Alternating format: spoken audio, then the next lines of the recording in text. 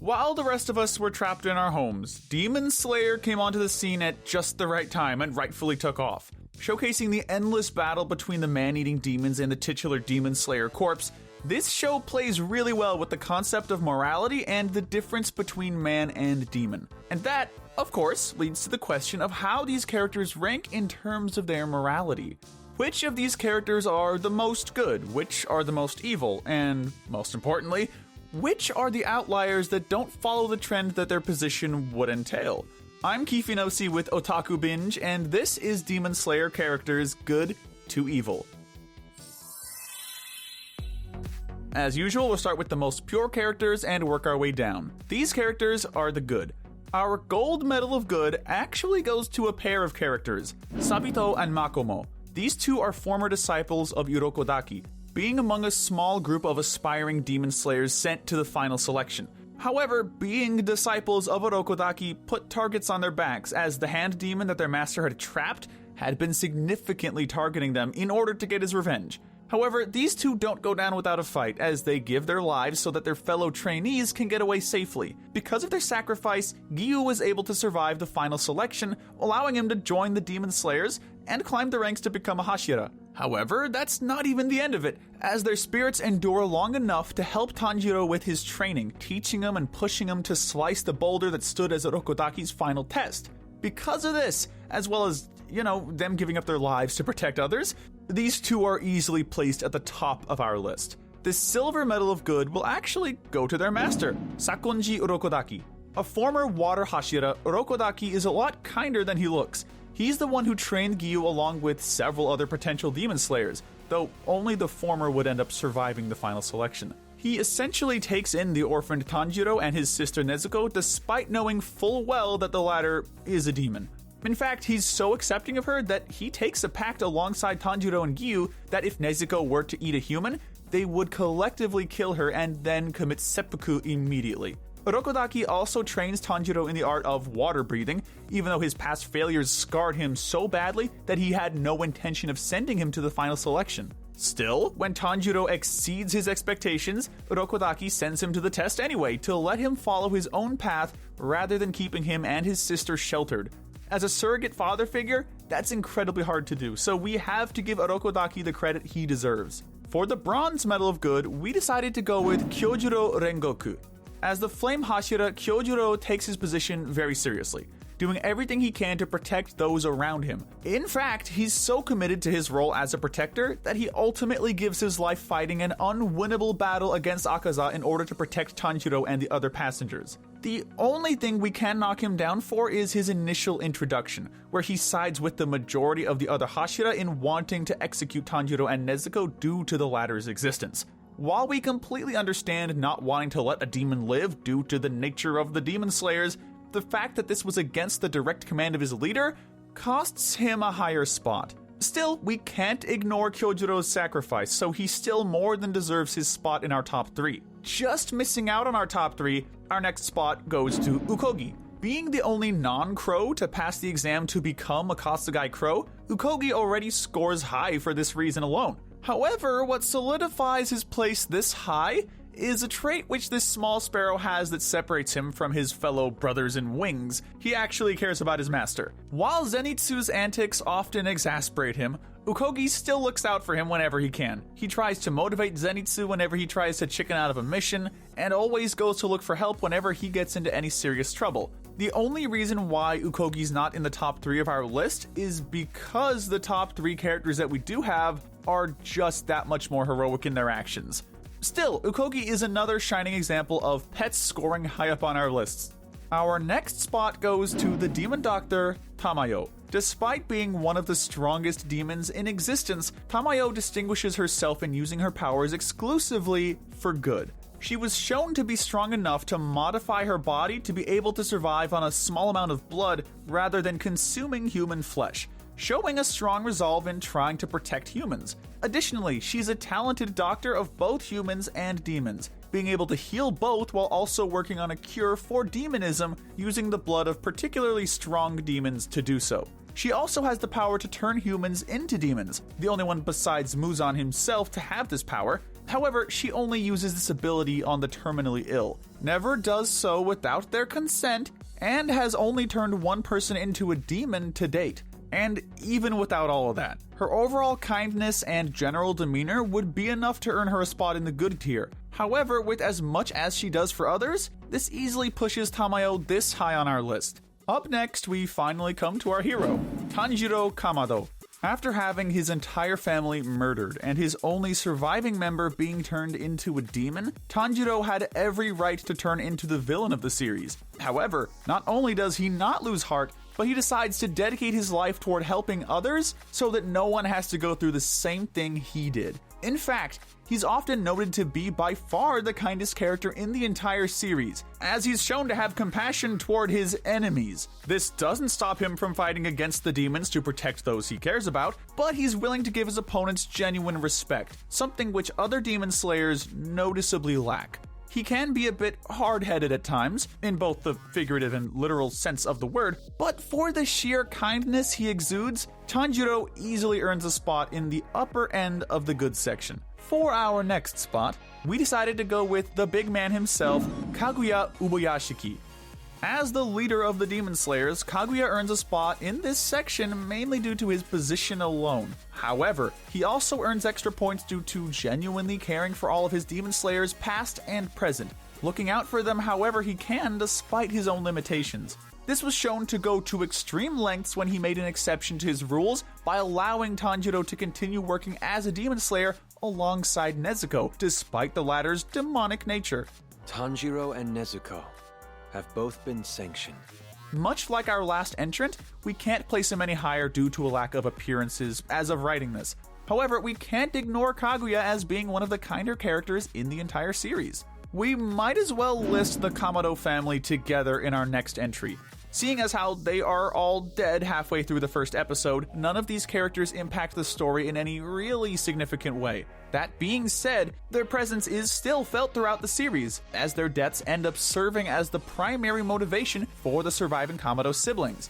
Tanjiro gets his motivation and inspiration from the memory of his father, allowing him to harness the power of the Hinokami Kagura in order to defeat stronger opponents. And Nezuko often sees glimpses of her mother and younger siblings in the people around her, prompting her to give her all in protecting them. Additionally, we see through flashbacks and the brief window where they are alive that they were a kind and loving family, which does give them a high enough ranking in and of itself. However, their limited appearances and lack of heroic actions leave them short of the other characters we've already covered. Not too far behind, we find the last of the Kamados, Nezuko Kamado. While she may be a demon, Nezuko proves herself to be one of the kindest demons around. Partially due to the 2 years of subliminal conditioning from Orokodaki, Nezuko views all humans as her family, and will violently attack any human who harms them. She's also unique in that she does not consume any flesh nor blood to survive, being able to refresh her strength through sleeping for extended periods of time. For the most part, Nezuko spends her time inside the wooden box which Tanjiro keeps her in during the day, meaning that she only comes out in extreme circumstances. Because of this, she ends up with a much smaller role than the other main characters, which does hurt her ranking quite a bit, admittedly. Additionally, there's the matter of her losing control of herself during her fight with Daki, which would have resulted in her attacking humans had Tanjiro not intervened in time. Still, with as kind and protective as she is, we couldn't possibly rank Nezuko any lower than this. Our next spot goes to the wildest entry on our list, Inosuke Hashibira. While he may not be the most stable character on this list, Inosuke is still a loyal companion to Tanjiro and his group. He's brave, albeit to the point of recklessness, and is always willing to lend a hand when it comes to slaying demons. However, he does initially get off on the wrong foot, as his aggressiveness places him in a more antagonistic role at first, trying to fight Nezuko, Zenitsu, and Tanjiro in rapid succession. Though, due to his simple-minded nature, this doesn't last for very long, and Tanjiro and the others are able to use this to coerce him into helping them on their quest instead. In fact, he has integrated into the group so completely that he seems to have adopted their beliefs and protective natures, even to the point of taming his wild nature in order to protect those around him. Ultimately, we have to keep him low in this section, but for his loyalty to his friends, Inosuke earns a spot in this section regardless. Our next entry will be going to Kanao Tsuyuri. As one of the Demon Slayers who joined at the same time as Tanjiro, Kanao doesn't have a lot of experience under her belt. However, due to being trained as a Tsuguko, a successor to a Hashira, she has more than enough skill to sustain herself, having already mastered continuous total concentration breathing by the time she properly meets Tanjiro and the others. She does come into the story rather late, which does end up hurting her ranking. However, the main reason why she doesn't rank any higher is that she doesn't really do anything on her own.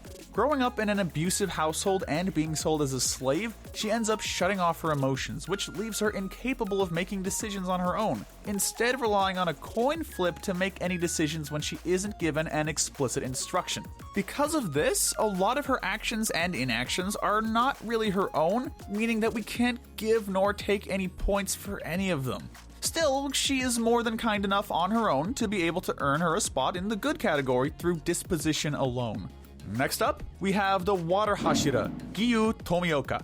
Being the first demon slayer that Tanjiro meets, Giyu ends up having a significant influence on his journey. He was the one who recommended Tanjiro to Urokodaki, telling him to get stronger so that he could protect his sister Nezuko. Giyu does try to kill Nezuko on their first meeting, but quickly changes his mind when he sees her protecting Tanjiro instead of eating him. In fact, he's so committed to protecting her and Tanjiro that he fights against fellow Hashira Shinobu in order to allow them time to escape, and he also makes the vow to commit seppuku should Nezuko attack another human. Giyu is a bit more callous and aloof than other characters, preventing him from ranking any higher, but his actions speak for themselves, earning him a spot in the good tier. Our next spot goes to Tengen's multiple wives, Makio, Suma, and Hinatsuru. Individually, these three don't do anything to distinguish themselves from the majority of the cast, but collectively, they have just enough involvement for us to include them here. They were sent to infiltrate Yoshiwara's red light district in order to find the demon hiding within, but ended up getting captured instead. However, these three are no mere damsels in distress. As kunoichi, they are highly trained in combat as well as espionage, allowing them to aid the heroes after they're rescued. Additionally, they all care for Tengen as well as each other and are willing to do whatever they can to get along. And somehow, in a world of demons and magical breathing techniques, this ends up being the most unbelievable thing in this entire series. Nevertheless, these three are certainly good enough to earn a spot in this section, but their limited on-screen appearances keep us from placing them any higher. Next up, we have the caretaker of the Butterfly Estate, Aoi Kanzaki. We considered including the little girls, Sumi, Naho, and Kyo in this spot as well, but since Aoi appears to be the leader of the group, we decided to just focus on her.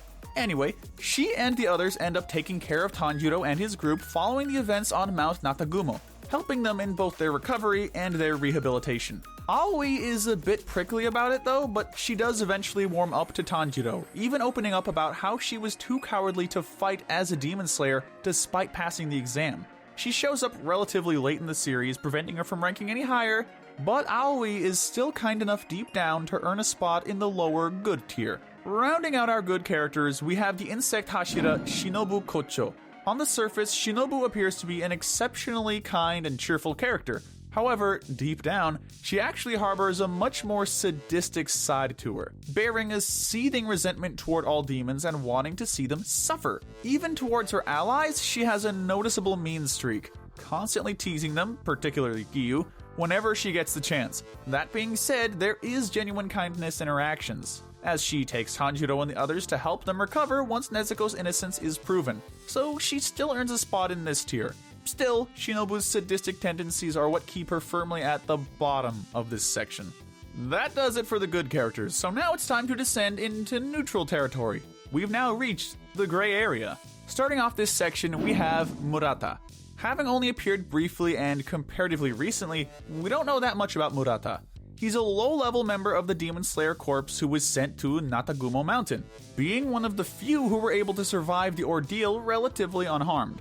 He befriends Tanjiro as a fellow user of water breathing, even though Murata is significantly weaker than him. Other than that, we don't know much else about him, so while we can give Murata a higher spot in this section, we have to place him in this section regardless. Our next entry will be going to the various Kasugai crows. While each crow is its own character, none of them do anything to distinguish one another from the rest, so we decided to just lump them all together. These birds serve as the messengers of the Demon Slayer Corps, informing them of their missions and other news updates. This is done primarily by constantly shrieking their instructions without a moment's pause. Each one is assigned to a specific Demon Slayer, though as they're nearly identical across the board, this doesn't really matter much. Additionally, one crow will often perform the same task for multiple demon slayers working in a group, such as Tanjiro's party. Ultimately though, these birds don't do much on their own, so we can't place them any higher than this. For our next spot, we decided to place Zenitsu Agatsuma here. Despite being trained by the former Thunder Hashira, Zenitsu was only able to master the first technique, and as a result, constantly belittles himself for it. However, he takes this well past low self-esteem and straight into full-blown cowardice, constantly trying to weasel out of missions he feels are too dangerous. He is also a shameless womanizer, constantly flirting with women and harassing them whenever he can. This, too, he takes way too far, as he is also a severe misandrist, becoming violently confrontational with other men at the slightest perception of an obstacle between him and his supposed love. Don't you interfere! That girl is madly in love with me! That's not to say that he's a wholly irredeemable character either. He does have a few moments of genuine heroism, even though he only does this in his sleep, and he does seem to actually care about his friends regardless of any feuds between them. However, in this case, his negative traits do outweigh his positive ones, so we can't place him any higher than this. Our next spot will be going to the flashiest member of our cast, Tengen Uzui. The current sound Hashira, Tengen doesn't exactly fit the image of a ninja. Then again, after Senran Kagura, we don't really know what's what anymore. Anyway, he's a bit more self-serving than most of the other Hashira, being more concerned with stroking his own ego than actually being considerate of others.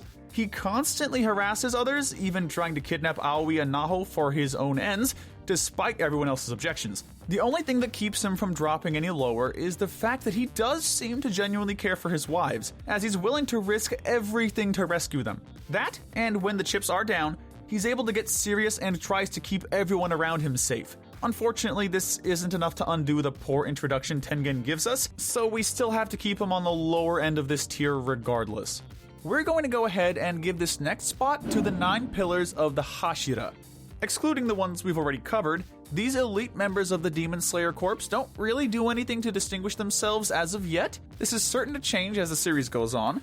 However, as of writing this, their only major contribution to the story is their trial of Tanjiro and Nezuko following the events on Natagumo Mountain. While some, such as Mitsuri and Muichiro, can get a pass due to their relative understanding, others, such as Sanemi and Obanai, go out of their way to be as obstinate as possible, physically attacking Nezuko and trying to provoke her into biting them. As a reminder, this comes contrary to the direct order that Kaguya gave them just minutes prior. Ultimately, we have to rank these characters as a group since they have yet to do anything significant to distinguish themselves from one another, so we decided that the middle of the gray area was the safest place for them. Next up, we have Yushiro. As the only demon created by Tamayo, Yushiro is fiercely loyal to her and willing to do anything she asks. He also does not eat humans, only requiring a small amount of blood to survive, though that doesn't mean he gets along with others all that well. In fact, he is rather abrasive, taking even the slightest insults to Tamayo as a personal challenge and becoming violent as a result. He does end up helping Tanjiro at Tamayo's behest, though this is mostly under duress, as Yushiro does make it clear that he really doesn't like him. Still, his appearances are limited thus far, so there's still time for him to change his attitude. Until then, though, we have to place Yushiro on the lower end of our neutral tier.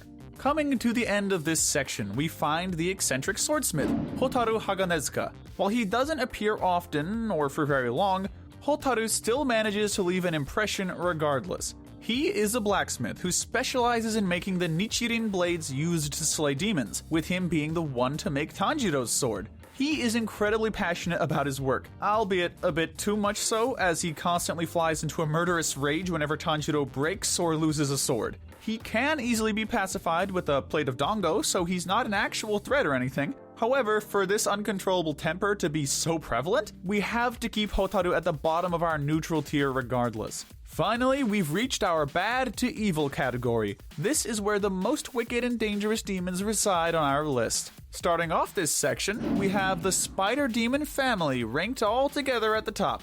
Originally, we were planning on ranking these characters separately, however, since they all have to deal with the same circumstances, we felt that grouping them together makes the most sense. Initially just a scattering of lower level demons, they were each given a portion of Rei's power in exchange for serving as his surrogate family. albeit an abusive one. By far the most redeemable of these is the mother, who accepts defeat gracefully and tells Tanjiro of the 12 Kizuki moon in the area. And the wickedest would have to go to the elder brother, who proves himself to be the most sadistic and cruel among them, while also not having any redeemable features to his name, even in death. Even though they have killed dozens, if not hundreds, of humans, they were ultimately acting under duress, so the spider demons can at least enjoy a spot on the top end of this section. Our next spot will be going to the Temari demon Susamaru. Being one of the first demons sent by Muzan to kill Tanjiro, Susamaru ends up attacking him at Tamayo's manor. She's shown to be wild and aggressive, as opposed to her calm and calculated partner Yaiba, using her Temari to destroy the manor with everyone still in it. However, this is merely due to her childlike desire to play and her loyalty to Muzan, as seen in her dying moments after the curse destroys her body. Because of this, we can at least cut Susamaru a bit of slack, but placing her anywhere except for the bad tier would just be dishonest. This might be a surprise, but we're giving the next spot to the Upper Moon 3, Akaza. You might have expected to see Akaza lower on this list due to how dangerous he is, being the one to kill Kyojuro and get away with it. However, we had to place him on the upper end of this section, mainly because he has the one thing which a lot of demons notably lack: respect. While he has no tolerance for weaklings, he does respect opponents that he deems strong, offering them a chance to become a demon so that he can continue to fight them forever. Why don't you become a demon as well? He even seemed genuinely hurt by having to kill Kyojuro due to him wanting to see just how strong he would have become as a demon. Now, this doesn't even remotely excuse his actions. He's still one of the upper 6 Kizuki who has no qualms killing countless humans for his own gain. However, with this ability to show genuine respect and concern, at least relatively, we can give Akaza a spot on the upper end of this section. Our next spot will be going to the Hand Demon on the mountain. Originally a low-level demon, this creature was captured by Orokodaki and taken to the mountain used in the final selection. Unable to escape due to the wisteria growing around the base of the mountain, he makes it his goal to personally target and eat all of Orokodaki's disciples as revenge. And he was mostly successful too. He'd eaten every one of them except for Giyu, breaking Orokodaki's spirit until Tanjiro came along and finally killed him once and for all. What keeps the Hand Demon from dropping any lower is the fact that he does receive some closure in death, as he regains his memories of his human life and repents as he dies. While that doesn't save this demon from landing squarely in the bad category, we have to acknowledge that there are plenty of worse demons out there. Speaking of which, our next spot will be going to the Tsuzumi demon, Kyogai. Being a former member of the 12 Kizuki, Kyogai was ultimately stripped of his number due to losing the ability to eat humans and reaching his limit. Since then, he obsessively tries to reclaim his spot among the 12 Kizuki by attacking and eating humans who come by the Tsuzumi mansion. In particular, he's fixated on consuming a particular type of human known as a Marechi, whose blood is said to hold the same power as would be acquired by eating 100 humans. Much like the Hand Demon before him, Kyogai does get some redemption in death, regaining his human memories and gaining closure after being killed by Tanjiro. Still, a former 12 Kizuki was a 12 Kizuki at one point, meaning that he has the blood of countless on his hands, so we can't place Kyogai any higher than this. And speaking of which, our next spot goes to the Upper Moon 6 Gyutaro.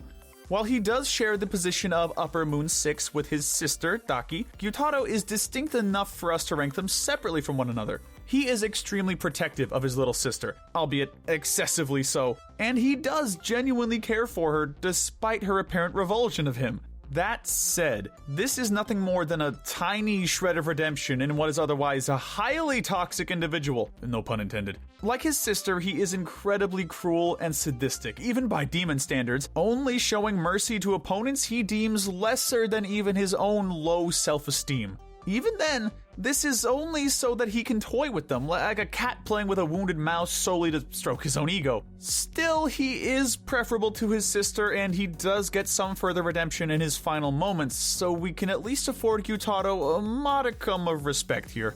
Just outside our bottom 5, we coincidentally find the Lower Moon 5, Rui. As the first full member of the 12 Kizuki that Tanjiro meets, Rui definitely makes an impression. After becoming a demon and murdering his family, Rui then becomes obsessed with creating his ideal family, transforming other demons using his power and forcing them to pretend to be his family. This obsession only worsens exponentially after meeting Tanjiro and Nezuko, since their genuine bond as siblings caused him to want that bond for himself. Of course, he does so by trying to claim Nezuko for himself rather than working on the false bond with his existing family, so the point is lost anyway. Still, like our previous two, Rui does repent in death, so while he still lands on the lower end of this section, he's at least more redeemable than the rest of this list coming up. Next up, we have the Swamp Demon from Tanjiro's first official mission. This shadow creature had been plaguing a town, kidnapping and eating young girls on a nightly basis alongside his like-minded clones. He doesn't even have good reason to do so, as he merely wants to eat them before they turn 16 because they would otherwise become rotten. As degenerate as this is, it's still among the least evil set of actions in this tier, as pretty much every other character we've covered has ended up doing far worse. So what places this guy just outside of the bottom 3?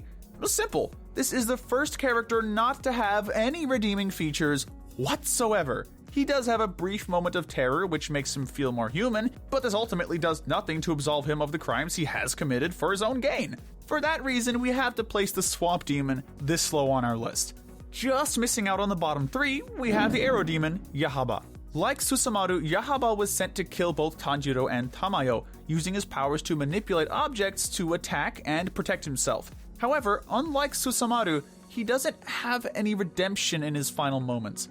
Quite the contrary, in fact. He uses his last dying breath in order to make a last-ditch effort to kill Tanjiro and take him down with him. This makes Yaiba one of the few demons to be killed by Tanjiro not to receive any pity from him upon his death, making him an easy pick for a spot this low. Our Bronze Medal of Evil goes to the other half of the Upper Moon 6, Daki. Compared to her brother's outwardly hideous appearance, Daki matches this with her equally vile personality. In addition to being a cold-hearted killer, she's also self-centered, narcissistic, manipulative, sadistic, sociopathic, and just plain spoiled rotten. She views everyone as being beneath her due to her beauty, power, and closeness to Muzan, and if someone isn't immediately useful to her, then she has no problem killing them off without a second thought. Even her brother, who is the one who's willing to protect her, is only spared her wrath due to him being a tool she can use to deal with any annoyances in her way. Once he fails to meet her expectations, she treats him just as coldly as she does everyone else. The only thing that gives her the slightest hope of redemption is in her final moments, where it is revealed that she still does care about Gyutaro deep down. However, even this comes off as a token gesture, as this comes across as more of a spoiled child who doesn't want to be left alone rather than genuine affection. For this reason, Daki more than earns her placement near the very bottom of our list. Similarly, the Silver Medal of Evil will be going to the Lower Moon 1, Enmu. Being the only member of the lower ranks to survive being slaughtered by Muzan, Enmu is tasked with killing Tanjiro and the Hashira. He attempts to do this by laying a trap for them aboard a train, which he later fuses himself to, threatening to eat them and all 200 passengers aboard all at once if he isn't defeated. The sheer scale of this alone is enough to land him squarely near the bottom of this list, but Enmu manages to dig himself even further below, mainly through his personality. He is an unabashed sadist, taking joy in watching the hope drain out from those around him, whether it be the humans he's hunting or even his fellow demons. Furthermore, even in death, he's shown to be remorseless, with his only regret being that he couldn't take Tanjiro down with him. This all adds up to put Enmu solidly at the bottom, second only to the big man himself. Yeah, that's right. Our Gold Medal of Evil will be going, unsurprisingly, to Muzan Kibutsuji. As the first and strongest demon in existence, Muzan is somewhat of a dictator among demons. And, he is the one who personally created every single demon in existence, with the sole exception of Yushiro, making their crimes fall onto his shoulders as well. However, not even his creations are spared from his wrath, as he essentially rules over all of demonkind with an iron fist, creating and killing them basically whenever he pleases. Additionally, he also places a curse on every demon he creates, where they are immediately killed if they ever speak about him to someone else or even talk badly about him in any way. With all this in mind, we have no choice but to give Muzan the title of the most evil character in all of Demon Slayer. Well, with all that out of the way, it's time to give out some consolation prizes with our medals of evil. The Wrath medal will be going to Inosuke. His aggression dictates his every move, and he's often blinded by rage to the point that the other characters use it against him constantly.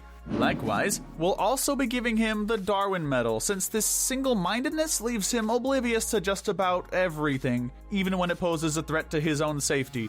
We'll give the Lust medal to Zenitsu.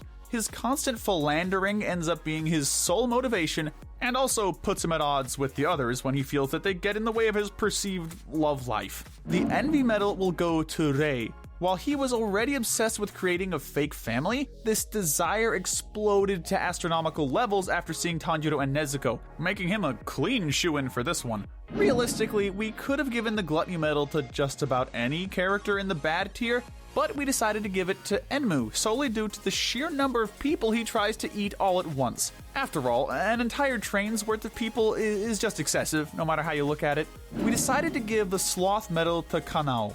We don't see her much, but her inability to do just about anything without being told does stand out to us. The Pride medal will be going to Muzan. If his interactions with his subordinates are anything to go off of, then it's clear that Muzan values himself more than anything and anyone else. Finally, we're giving the Greed medal to Kyogai. His obsessive desire for the Marechi and reclaiming his spot among the 12 moons put him well above the other demons in terms of avarice. Alright, that's our list. But what do you think? Let us know if you agree. Be sure to hit that notification bell and binge our Good to Evil playlist, where we break down the moralities of the characters in your favorite anime. But most importantly, stay wicked.